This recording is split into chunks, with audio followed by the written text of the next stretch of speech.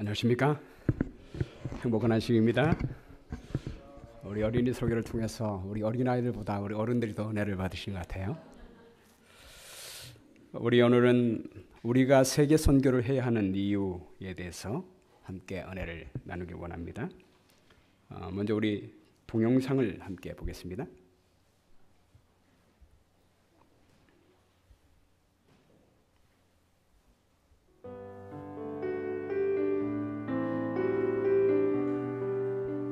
아프리카 동쪽에 위치한 작은 나라 우간다. 우간다의 남서쪽에는 약 50여 명의 평신도 사역자들이 일하고 있습니다. 한국과 미국의 성도들이 이들을 후원하고 있습니다. 지난 한 해 동안 평신도 사역자들을 통해 4,439명이 침례를 받았고 12곳에 새로운 교회를 개척했습니다.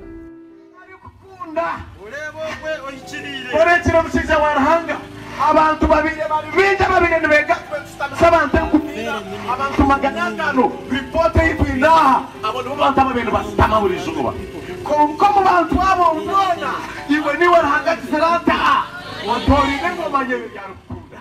이들은 이 시대의 사도행전 29장을 기록해 나가는 예수님의 위대한 제자들입니다. 그리고 이들이 더 효과적으로 주어진 일들을 한다면 예수님의 재림이 분명 앞당겨질 것입니다. 사명을 가지고 일하는 사역자들에게 그 일을 더 효과적으로 할 수 있도록 날개를 달아주는 일이 필요합니다.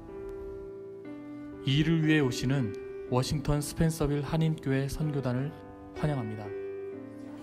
씩씩한 형 선교사가, 예쁜 사진이 선교사가, 우아한 지은 선교사가, 늠름한 영식 선교사가 워싱턴 스펜서빌 한인교회 선교단을 환영합니다. 빨리 오세요. 기대해요. 예. 빨리 오세요.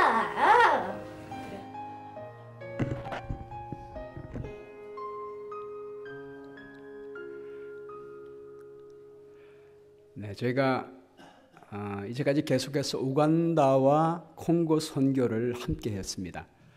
이번에는 콩고에는 못 가고 우간다에게만 가게 됐습니다. 이유는 2016년도에 콩고의 카빌라 대통령이 2016년도 12월에 대통령직에서 내려와야 하는데 불법 집권 연장을 했습니다. 그래가지고 콩고에 있는 모든 백성들이 반발이 일어나고 카빌라 대통령이 강제 진압을 하는 바람에 폭동들이 많이 일어났습니다. 작년에도 거의 못 갈 뻔했는데 믿음으로 우리가 갔는데요. 다행히도 국제사회 개입으로 2017년도 12월 달에 선거를 하겠다고 약속을 했기 때문에 소요 사태가 마무리됐습니다. 근데 갑자기 대선 날짜가 다가오니까 2019년도에 선거를 하겠다고 또 발표를 했습니다. 지금 콩고에 폭동들이 많이 일어나고 지금 정치적 긴장이 시작이 됐습니다. 그래서 지금 박종선 목사님도 콩고에서 피해 나와서 우간다에서 피신해 있는 상태입니다. 그래서 저희가 이번에는 콩고를 못 가고 우간다 선교만 하게 됐습니다. 대신 우간다가 복을 받게 됐습니다. 함영식 목사님에게 이번에는 우간다 선교만 집중하게 되었으니 선교 계획을 보내달라고 저희가 말을 했더니 선교 계획을 보내왔는데요. 그 선교 계획을 보고 저희가 깜짝 놀랐습니다. 이번에 우간다에 선교할 수 있도록 인도하신 하나님의 섭리가 있었다는 사실을 발견하게 되고 또 우간다가 이를 위해서 간절히 기도했다는 사실을 알게 됐습니다. 그 한 목사님이 보내준 그 요청서를 제가 좀 잠깐 소개해드리겠습니다. 이번에 3가지를 해주십시오라고 했는데요. 첫 번째는 세미나 내용 중에 소그룹에 대한 강의와 발 마사지 강의, 컴퓨터 강의 이 3개를 해달라고 부탁을 했습니다. 이번에 저희 새 선교사가 가는데요. 우리 셋만 간다고 정하기 전에 이게 보내왔거든요. 근데 어쩌면 이 3사람이 이 세 가지를 하나씩 나눠 할 수 있는 것입니다. 저는 소그룹에 대해서, 김준원 장로님 발 관리에 대해서, 김선규 장로님은 컴퓨터에 대해서 강의할 수가 있는 것입니다. 두 번째 세미나를 통한 기대 효과를 저희가 이렇게 기대합니다.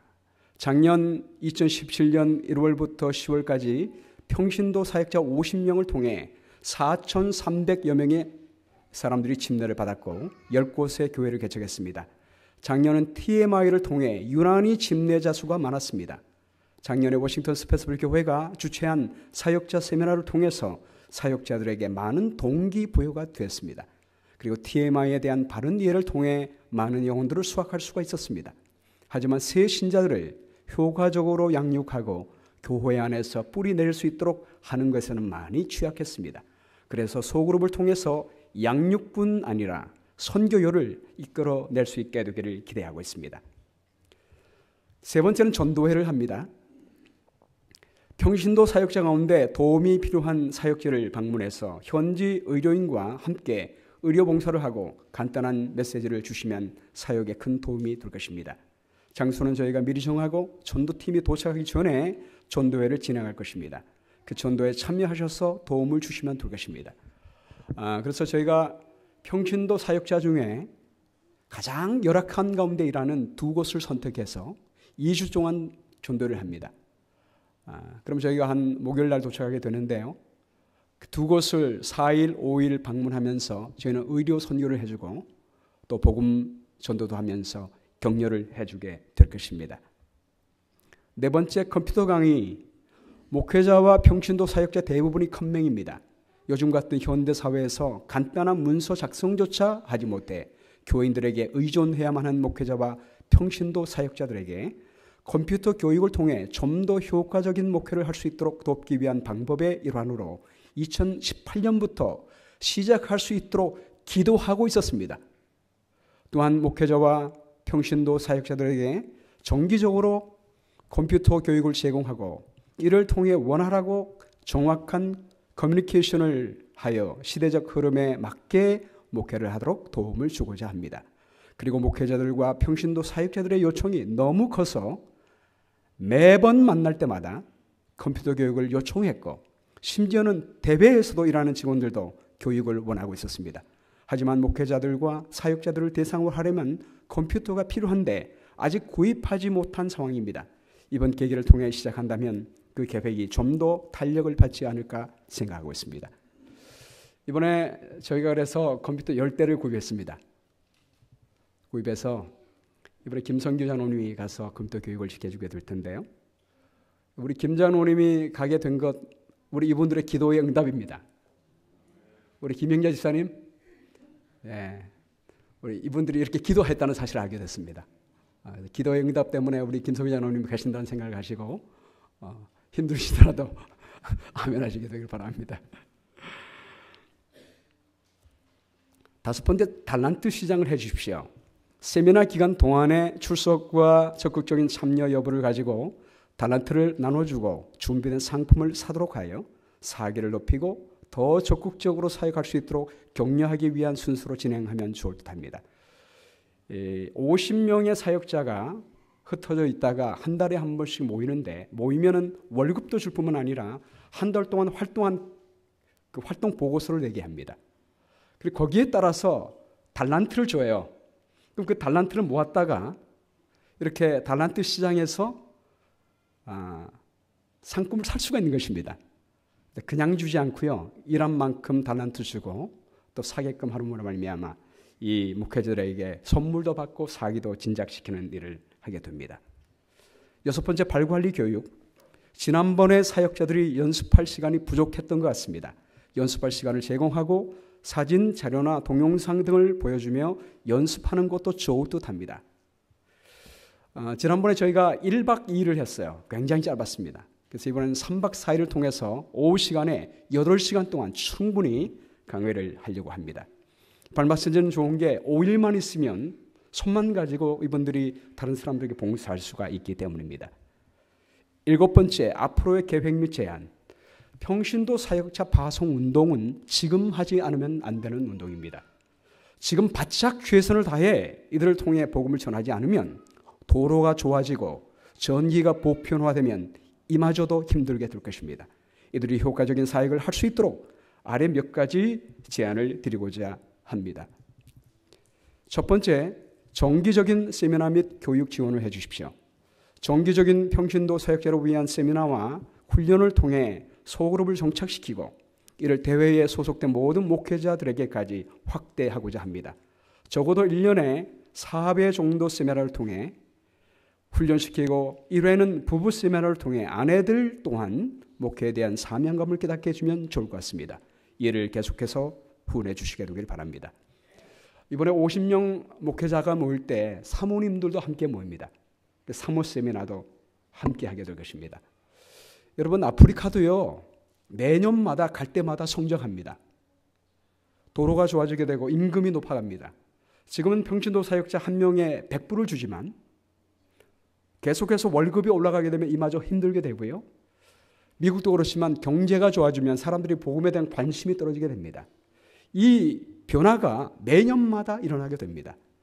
앞으로 아프리카에도 이렇게 황금기가 있게 되는 것은 앞으로 5년, 10년이라고 생각됩니다. 그러므로 이때에 우리가 이분들을 교육시키고 파송하는 것 참 중요한 것입니다. 두 번째, 목회자 양성 학교를 지원해 주십시오. 목회자뿐 아니라 평신도 사역자와 평신도를 위한 목회자 양성 학교를 대회에서 운영 중인데 재정적인 지원이 없어 유지가 힘든 상태입니다. 1년에 약 12주 정도 훈련을 하는데 재정적으로 후원해 주시면 많은 사람들이 교회 일꾼으로 훈련을 받을 수 있을 것입니다. 이 평신도 선교사들이 대부분이 학력이 중학교 졸업한 사람이 대부분이에요. 고졸 좀 있고요. 대졸한 사람은 그렇게 많지 않습니다. 그래서 어떻게 설교하는지, 어떻게 가르치는지, 어떻게 교회를 운영하는지 교육이 필요합니다. 우리가 단기적으로 가서 하는 것 얼마나 하겠습니까? 이분들을 교육해서 1년 동안 계속해서 일을 하게끔 하는 것이 중요한 것입니다. 이거를 저희가 갈 때만 하면 3박 4일이 너무 짧아요. 그래서 체계적으로 저희가 이 교육을 지원해 준다면 1년에 여러 번 할 수 있도록 해준다면 더 많은 사역자가 훈련을 받아서 파송된다면 더 많은 영혼들이 구원을 받게 될 수가 있는 것입니다. 이를 위해서 계속적으로 기도해 주시기 바랍니다. 우간다에서 한 명씩 드림.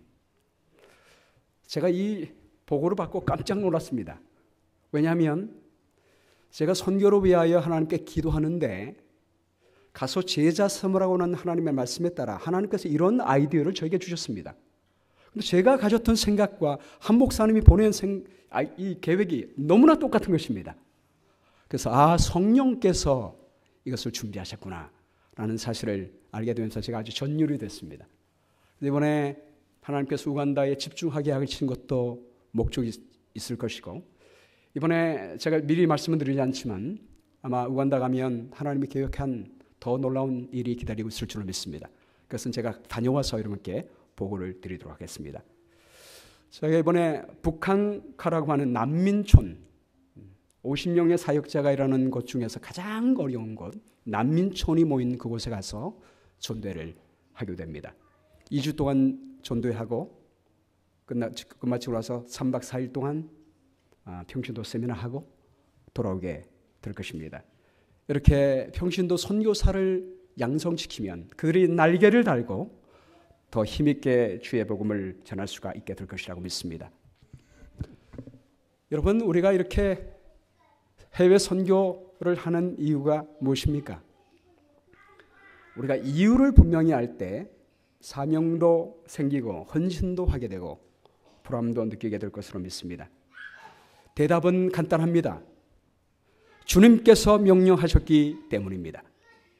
마태복음 28장 19절 말씀에 너희는 가서 모든 민족을 제자로 삼으라 라고 말씀하셨고 마가복음 16장 15절 말씀에 너희는 온 천하에 다니며 만민에게 복음을 전파하라 라고 말씀하셨습니다. 시대소망 818쪽에도 높은 자나 낮은 자나 부자나 가난한 자를 막론하고 땅에 거하는 모든 거민에게 하늘의 빛이 밝고 힘있게 비춰야 한다라고 말씀하고 있습니다. 우리는 주님이 가라고 했으니까 가지만 주님은 왜 우리에게 만민에게 가라고 말씀하셨을까요? 바로 이 말씀 전에 주께서 그 이유를 말씀하고 있습니다. 예수께서 나와 말씀하여 이르시되 하늘과 땅의 모든 권세를 내게 주셨으니 그러므로 너희는 가서 모든 민족을 제자로 삼으라 라고 말씀했습니다. 여러분, 예수님이 이 세상에 계실 때 주님은 이미 권세를 가지시고 많은 병자를 고치셨습니다. 무리를 걸으시고 죽은 자까지 살리셨습니다. 이미 주님은 이 세상에 권세를 가지고 일을 하셨는데, 아버지의 능력을 받아 일을 하셨는데 왜 새삼스럽게 하늘에 가시기 전에 내가 아버지께로부터 하늘과 땅의 모든 권세를 받았다라고 말씀하실까요? 그러므로 내가 권세를 가졌으므로 내가 너를 보낸다라고 말씀하실까요? 그 이유는 주님이 하신 명령에 바로 포함이 됐습니다. 그러므로 너희는 가서 모든 족속으로 제자를 삼아 아버지와 아들과 성령의 이름으로 뭘 주라? 침내주라. 그리고 내가 너희에게 분부한 모든 것을 가르쳐 지키게 하라 라고 말씀했습니다. 여러분, 이 침례받는 것과 주님이 십자가 이후에 얻으신 권세와 관계가 있다라고 말씀하고 있습니다. 로마서 6장 3절 말씀에 침례에 대해서 말씀하시기를 무릇 그리스도 예수와 합하여 침례를 받은 우리는 그의 죽으심과 합하여 침례를 받은 줄 알지 못하느냐. 그러므로 우리가 그의 죽으심과 합하여 침례를 받음으로 그와 함께 장사되었나니 이런 아버지의 영광으로 말미암아 그리스도를 죽은 자 가운데서 살리심과 같이 우리도 또한 새 생명 가운데 행하게 하려 함이라. 우리가 알거니와 우리의 옛사람이 예수와 함께 십자가에 못 박힌 것은 죄의 몸이 죽어 다시는 우리가 죄에게 종노릇하지 아니하려 함이니 이는 죽은 자가 죄에서 벗어나 의롭다 하심을 얻었습니다. 예수님의 십자가로 말미암아 우리의 모든 죄값이 다 치러지게 됐습니다. 우리가 침례받게 되면 주님과 함께 이전의 옛생애가 다 죽는 것입니다. 그리고 물에서 나올 때 그분의 부활과 동참하여 새로운 사람이 되는 것입니다. 바로 이것이 죄사함의 권세입니다. 만일 우리가 함께 읽겠습니다. 그리스도와 함께 죽었으면 또한 그와 함께 살 줄을 믿노니 이는 그리스도께서 죽은 자 가운데서 살아나셨음에 다시 죽지 아니하시고 사망이 다시 그를 주장하지 못할 줄을 압니다. 여기 시대소망 819쪽에 이렇게 말씀하고 있습니다. 산 중턱에서 하신 그리스도의 말씀, 하늘과 땅의 모든 권세를 받았다는 말씀은 인류를 위한 그분의 희생이 충분하며 완성되었다는 발표였다. 속죄의 조건들은 성취됐고 그분이 이루기 위하여 세상에 오신 사업은 완성됐다. 여러분, 이 말이 무슨 말입니까? 예수님의 십자가로 말미암아 우리 모든 죄값을 다 갚으셨다는 말입니다. 페이 오프했다는 말입니다. 우리를 사망에서 건져내셨다는 말입니다. 그리고 부활하심으로 말미암아 우리에게 새로운 생명을 이미 주셨다라고 말씀하고 있습니다. 그러므로 우리가 더 이상 죄의 종로로 탈 필요가 없습니다. 우리는 새 생명을 얻게 된 것입니다. 아멘입니까? 그러므로 주님이 권세를 받으셨다는 말은 물론 이전에도 아버지의 권능으로 많은 사람들을 고치시고 살리시고 하셨지만 가장 중요한 권세는 예수님이 십자가에 돌아가심으로 우리 모든 죄값을 갚으셨다는 데 있습니다. 그러므로 그분은 우리를 죄에서 구원할 권세를 이루신 것입니다. 그리고 부활하심으로 말미암아 사망의 권세를 깨뜨리셨습니다. 우리에게 영원한 생명을 주실 수가 있게 된 것입니다. 이 권세를 내가 받았다라고 말씀하신 것입니다. 자, 그러면 주님이 그 권세를 가지고 사람들에게 복음을 전하면 되는데 왜 하늘에 가시면서 우리에게 맡기십니까?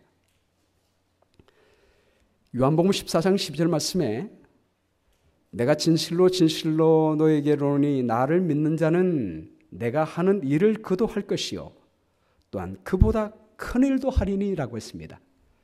이 큰 일이라고 하는 말은 우리가 예수님보다 더 위대한 일을 한다는 말이 아닙니다. 사역의 범위를 말씀하고 있습니다.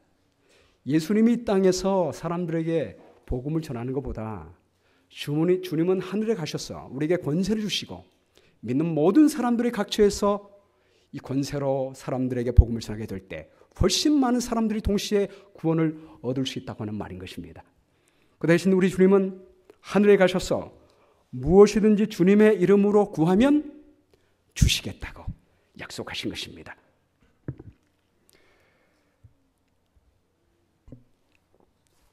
이 브라이언 박여라고 하는 목사님이 계셔요. 이분은 한국 이름으로는 박용종이라는 분인데,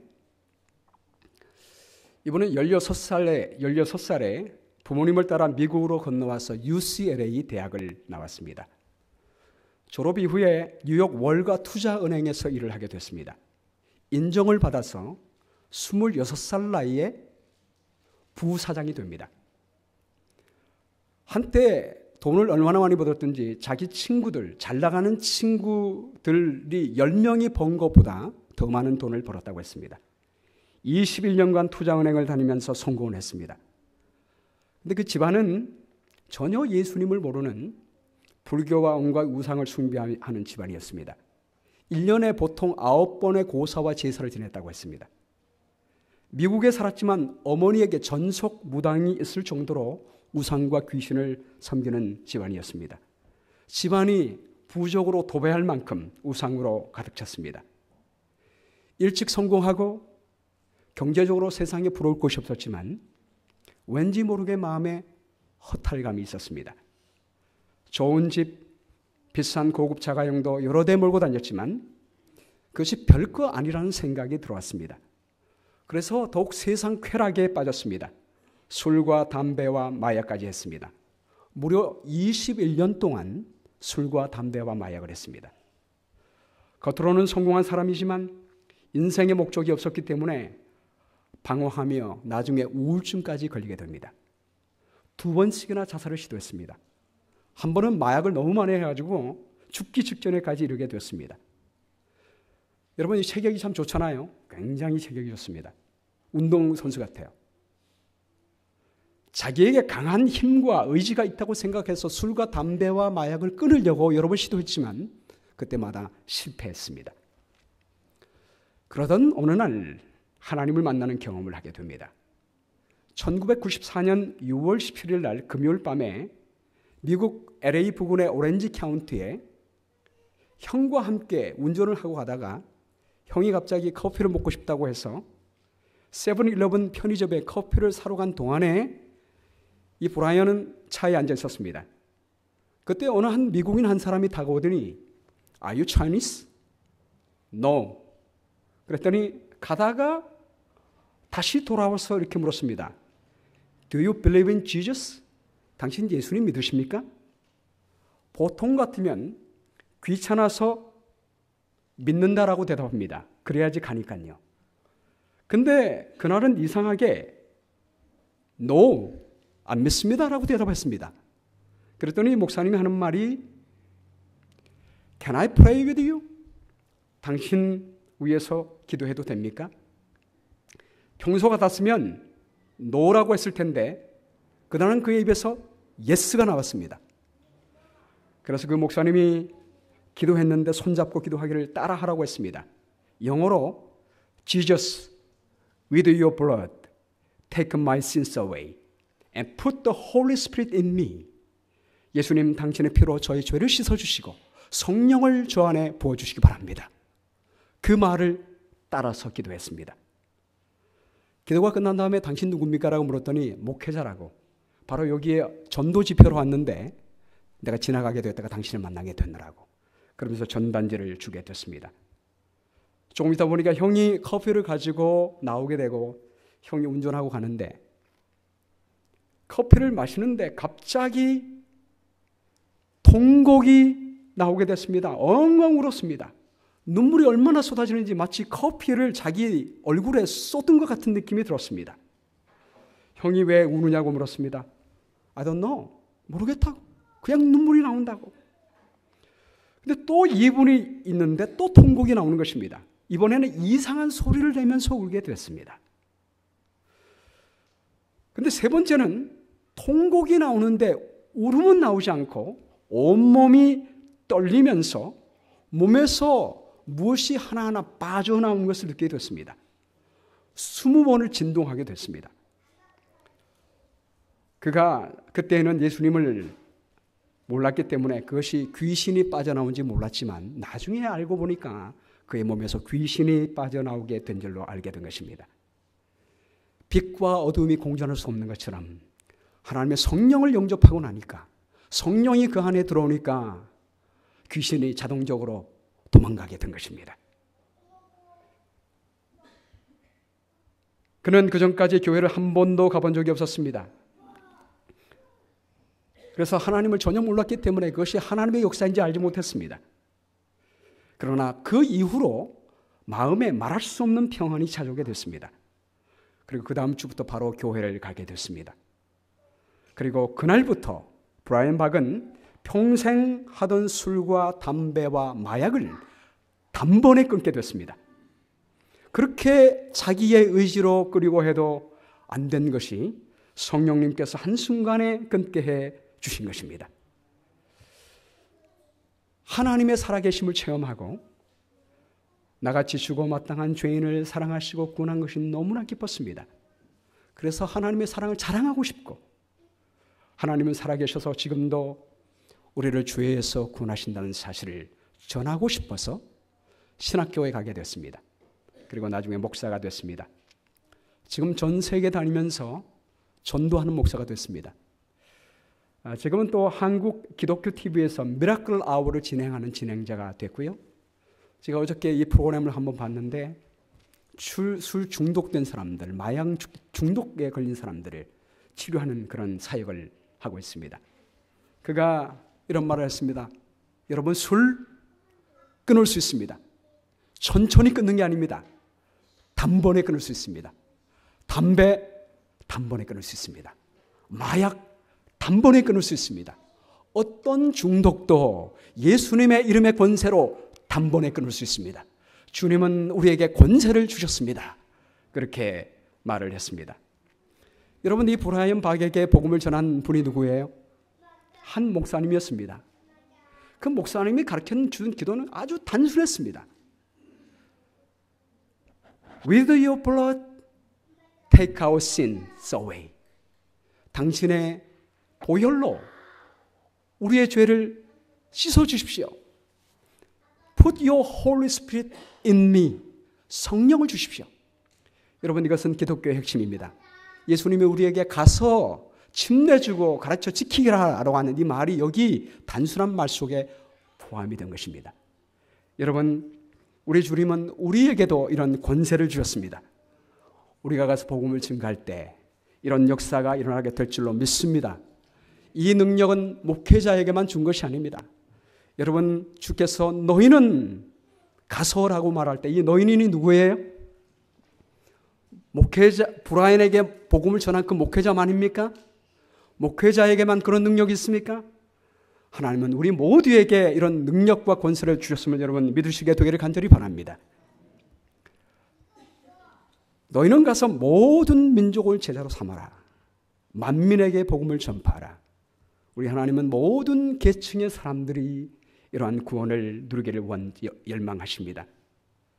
시대소망 819종 말씀에 그리스도께서는 제자들에게 계급이나 지역을 초월한 믿음과 예배, 즉 모든 백성과 모든 민족과 모든 계층의 사람들이 받아들일 수 있는 믿음을 선포할 사명을 우리에게 주셨다.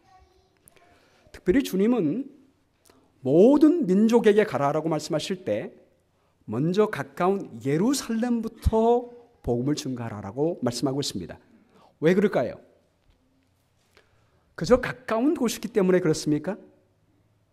시대 소망에 이렇게 이야기합니다. 예루살렘은 예수께서 인류를 위하여 놀라운 겸비를 나타내신 곳이다. 그곳에서 그분은 고통을 받고 거절과 정죄를 당하셨다. 예루살렘에서 제자들의 사업은 시작되어야만 했다. 제자들이 일하는 동안에 유대인들의 질투와 증오에서 오는 박해를 만나게 될 것인데 그것은 저희 주께서 참으셨던 것이므로 그들도 그 박해를 피하지 말아야 했다. 여러분, 제자들은 사실 예루살렘 빨리 벗어나고 싶었습니다. 왜냐하면 예루살렘이 어느 곳입니까? 주님이 복음 전하다가 죽은 곳입니다. 예수님도 실패한 곳이에요. 그런데 어떻게 제자들이 복음을 전해서 성공할 수 있습니까? 그런데 주님은 말씀하기를 나를 죽인 자들, 구주를 살해한 자들에게 맨 먼저 자비의 초청이 주어져야만 한다라고 말씀하고 있습니다. 여러분, 왜 그렇습니까? 하나님의 나라의 특성은 사랑과 용서이기 때문입니다. 하나님의 나라는 외형적인 것이 아닙니다. 교인의 숫자가 아무리 많고 교회 건물이 아무리 으리으리하고 아무리 우리가 번영한다 할지라도 우리의 마음속에 사랑과 용서가 있을 때 진정코 거기에 화평과 천국이 임하게 되는 것입니다. 제가 그동안 이 랩트 텔이라고 하는 책을 정말 여러 번 읽었습니다. 정말 좋은 책이에요. 제가 몇 번 이 이막귤리라고 하는 여인에 대해서 여러분께 소개한 적이 있지요. 이 여인이 나중에 자기 아버지 어머니를 죽이고 자기 오빠와 동생을 죽인 그 살인자를 만나러 감옥에 가게 됩니다. 그 간수가 그 살인자를 데리고 왔습니다. 근데 그 살인자가 누구였냐면 동네 사람이에요. 아주 선한 동네 아저씨입니다. 잘생기고 잘 배운 사람인데 이 이막귤리의 집이 재산이 탐나서 다 이런 기회에 죽이려고 했던 것입니다. 그리고 마지막에 다 죽이고 난 다음에 이막귤리 혼자 남았을 때 이 여자를 마지막 죽여야 그 재산이 자기 것이 되기 때문에 끝까지 찾아오게 되고 자기가 이 화장실에 갇혀 있을 때 그 앞에서 이막귤리를 찾으려고 다닌 것을 자기가 듣게 됐습니다. 그런 사람이에요. 간수가 그를 끌고 왔습니다. 이막귤리 앞에 무릎을 꿇었습니다. 온 몸이 떨고 있었습니다. 긴장하고 있습니다. 그때 이막귤리가 떨고 있는 그 영혼에게 손을 들고 머리에 손을 댔습니다. 그리고 말하기를 I forgive you. 내가 당신의 죄를 용서합니다. 그랬더니 이분이 흐느끼면서 긴장이 풀어지는 것입니다. 릴리스가 된 느낌을 받게 됐습니다. 그랬더니 그 앞에 엎드려서 정말 미안하다고 통곡하면서 잘못을 빌었습니다. 그리고 돌아갔습니다. 간수가 말했습니다. 그 간수도 같은 이 투치족이에요. 당신 미쳤어? 어떻게 그 사람을 용서할 수 있어? 라고 야단쳤습니다. 그리고 이 이막귤리는 나중에 유엔에 취직을 하게 되고요. 유엔의 도움을 받아 헬리콥터를 타고 자기 마을을 방문하게 됩니다. 그리고 마을 사람들을 만납니다. 거기에 자기 가족들이 죽었던 투치족의 마을 사람들이 많이 있습니다. 그리고 그 사람들에게 말했습니다. 여러분, 이제 곧 있으면 우리 종족을 죽인 사람들이 감옥에서 나오게 될 것입니다. 나오게 되면 그 사람들 용서하시게 되길 바랍니다. 용서만이 우리가 살 길입니다. 라고 말했습니다. 그때 마을 사람들이 하는 말이 용서? 용서란 말이 나옵니까? 아주 절규했습니다. 그리고 떠나오게 됐지요. 그런 다음에 10년 뒤에 그 마을에 있는 한 사람이 이막귤리에게 편지를 보냈습니다. 편지의 내용은 뭐냐면 어떻게 용서하는지 가르쳐달라는 것입니다. 용서하지 않았더니 마음이 괴롭고 비참해서 죽을 지경이라고 이야기했습니다. 근데 당신은 원수를 용서하고 미움에서 벗어나서 유엔에서 직장 생활도 성공스럽게 하고 미국인 남편 만나서 2 아이 낳고 평화스럽게 살아가는 모습 볼 때 당신에게로부터 용서하는 법을 배우고 싶습니다. 그래서 그가 이 책을 썼다는 것입니다. 어떻게 용서할 수 있는지에 대해서 우리가 용서하게 될 때, 사랑하게 될 때 비로소 우리의 마음에 하나님의 나라가 이루어진다는 사실을 말하고 있는 것입니다. 여러분, 그래서 주님은 먼저 제자들에게 하나님의 종을 죽인 그 예루살렘부터 시작하라고 말씀했습니다. 여러분, 복음 전파에는 성공과 실패가 없습니다. 사랑하는 자체가 성공입니다. 용서의 복음을 전하는 것이 성공입니다. 사람을 구원하기 위하여 이제 주께서 재림하시면 멸망받게 될 텐데 그 전에 거절한 사람이라도 구원하고 싶어서 악인이라도 돌이켜서 구원하기를 바라는 열망으로 최선을 다하는 마음, 이것이 바로 사랑인 것입니다. 여러분, 예수님 승천하신 다음에 10일 뒤에 성령 받은 제자들이 예루살렘에서 복음을 전했습니다. 그때 그 얘기를 들은 수많은 사람들이 예수님을 십자가에 못 박으라고 소리쳤던 사람입니다. 너희가 십자가에 못 박은 예수를 이라고 말했습니다. 그때 많은 사람들의 마음이 찔렸습니다. 우리가 어찌할 거라고 부르셨을 때 그리스도의 이름으로 침례를 받고 주의 사함을 받으라라고 하는 복음을 전했습니다.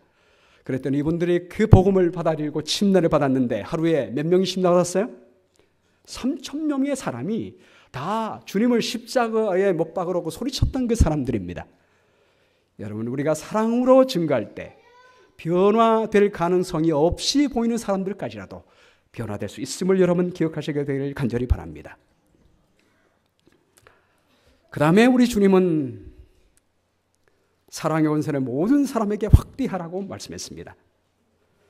너희는 모든 민족과 종족과 방언과 백성에게 전할 영원한 복음을 전하라 라고 말씀했습니다. 사랑은 기다리지 않습니다. 주께서 오시기 얼마 남지 않은 이때를 알기 때문에 이 세상에 수많은 민족들, 하나님의 형상과 모양으로 지음받은 백성들, 주님의 피로 사서 구원받기 원하여 죽은 그 영혼들, 그분들에게 이 하나님의 사랑의 구원을 전하기 위하여 결코 기다리지 않습니다. 우리가 날아가게 될 것입니다. 여기 공중에 날아가는데 이 말은 나중에 비행기가 발명될 것을 하나님이 아셨던 것 같아요. 이번에도 비행기 타고 저희가 우간다로 날아가게 됩니다. 나의 제자들아, 너희들에게 나는 이 은혜의 기별을 위탁한다. 이것은 제일 먼저 이스라엘에게 주어져야 하며 그 다음에는 모든 민족과 방언과 백성에게 주어져야 한다. 이것은 유대인들과 이방인들에게 주어져야 한다. 믿는 모든 자가 한 교회로 모여져야 한다. 여러분, 가까운 사람을 사랑하고 복음을 전한다는 거 쉽지 않습니다.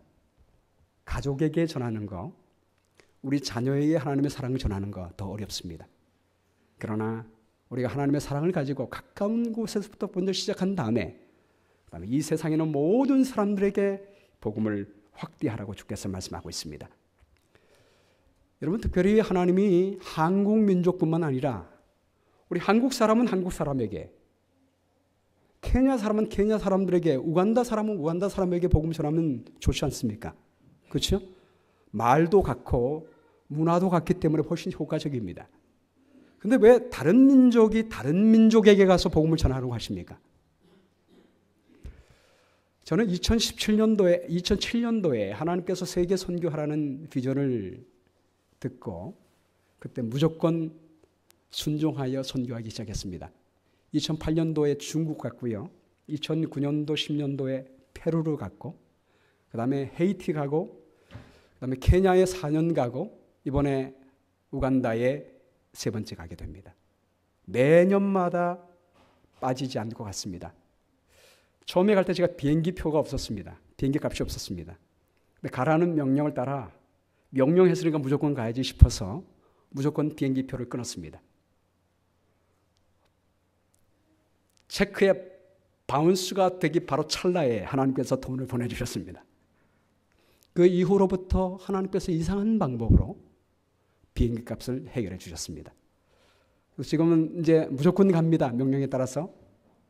그런데 제가 순종하여 간 이후에 발견한 놀라운 사실은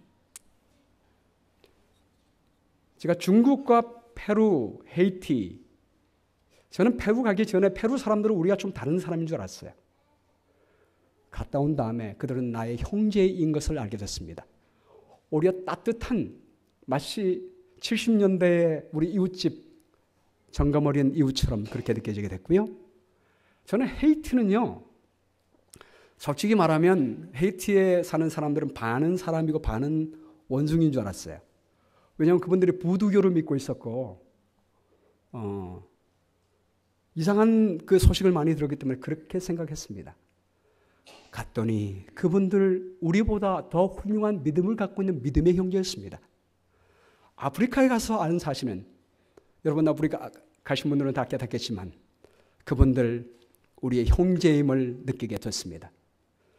저는 사실 내 자녀가 있으면 아프리카 사람과 결혼한다고 하면 결혼하라고 할 만큼 그렇게 그들이 한 형제임을 느끼게 됐고요. 피부 색깔이 제 마음속에 없어져 버렸습니다.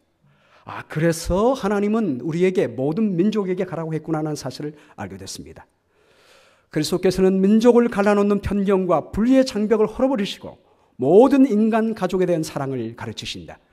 그분은 사람들을 그들의 이기심이 정해놓은 편협한 사회로부터 끌어올리시고 모든 지역적 경계선을 철폐하시며 사회의 인위적인 차별을 폐지하신다. 그분은 이웃과 낯선 사람을 구별하지 않으시며 친구와 원수를 차별하지 않으신다. 그분은 우리에게 도움이 요구되는 모든 영혼을 형제로 보고 이 세상을 우리의 일터로 보라고 가르치신다. 이번에 평창올림픽 때 남북한이 단일팀으로 출전하게 됩니다. 특별히 아이스하키 팀은 같은 팀으로 출전하게 됩니다. 그래서 이제 개회식 때 입장할 때는요, 태극기나 인공기가 아닌 한반도 기를 들고 입장합니다. 물론 따로따로 경기할 때 단일팀 경기가 아니고 한국팀 경기할 때는 태극기가 올라가고 애국가가 올라 퍼지고 또 북한만 경기할 때는 인공기와 북한 국가가 울려 퍼집니다. 근데 단일팀 경기할 때는 한반도 기가 올라가고요. 아리랑이 연출되게 됩니다. 근데 이 올림픽 경기에 참여하는 사람의 숫자는 사실 적잖아요. 선수는 얼마 되지 않지만. 그러나 두 나라의 북한과 남한의 단일팀이 됨으로 말미암아 북한과 남한에 있는 모든 사람의 마음이 상징적으로 하나 된 듯하게 느끼는 것입니다. 처음에는 반대하는 사람이 있지만 점점 한국에서 단일팀을 환영하는 그런 사람들이 점점 증가하고 있습니다. 경계하는 사람은 몇 사람 되지 않지만 이 사람들을 통하여 모든 국민의 마음이 하나가 되는 것입니다. 이번에 선교 가는 사람은 3사람밖에 되지 않습니다. 그러나 3사람만 가는 것이 아닙니다. 우리 워싱턴 스펜서빌 교인들 모두 여러분 마음도 같이 함께 가시는 거죠? 예, 같이 가시게 될 줄로 믿습니다. 특별히 저희가 여러분께 헌금을 호소하는 것은 내 보물이 있는 곳에 마음이 있다라고 말씀했습니다. 여러분이 헌금을 보내실 때 여러분의 마음도 함께 가게 될 것입니다. 그리고 저희가 돌아오게 돼서 선교 보고할 때 그 영혼 구원의 기쁨에 동참하게 될 줄로 믿습니다. 같은 시간에 같은 돈을 들여도 아프리카에서 선교하면 미국보다 훨씬 많은 영혼들이 구원되는 모습을 보게 됩니다. 작년에 저희가 TMI를 가르쳐주고 왔더니요, 이분들이 저희 교회에서는 TMI 아무리 가르쳐도 잘 별로 반응이 없는 것 같은데 이분들은 TMI를 가르쳐줬더니 그대로 실천해서 TMI 결과로 작년에 수많은 4,000명에 넘는 사람들이 침대받았고요. TMI가 맞춰지는 그 안식일에 한 교회에서만 264명이 침대받는 교인들이 생기게 됐습니다. 이제 이번에 가서 3박 4일 동안 50명의 선교사들에게 세미나를 하고 나면 이분들이 1년 동안에 복음을 전하고 선포하고 나면 수많은 영혼들이 구원을 받게 될 줄로 믿습니다. 여러분, 이 영혼들이 구원받게 될 때 나중에 주님이 하늘에서 상급 주실 때 이번에 간 선교사 3사람에게만 또는 현지에서 일한 사람에게만 멸류관을 주실까요? 아니라고 생각합니다. 저는 후원하신 여러분들, 보내신 우리 모든 교인들, 여러분의 머리에도 별을 달아주게 될 줄로 믿습니다. 주께서 내 기쁨에 동참하라 라고 말씀하실 때 우리가 다 함께 그 기쁨에 동참하시는 우리 모두가 되기를 주의 이름으로 축원합니다.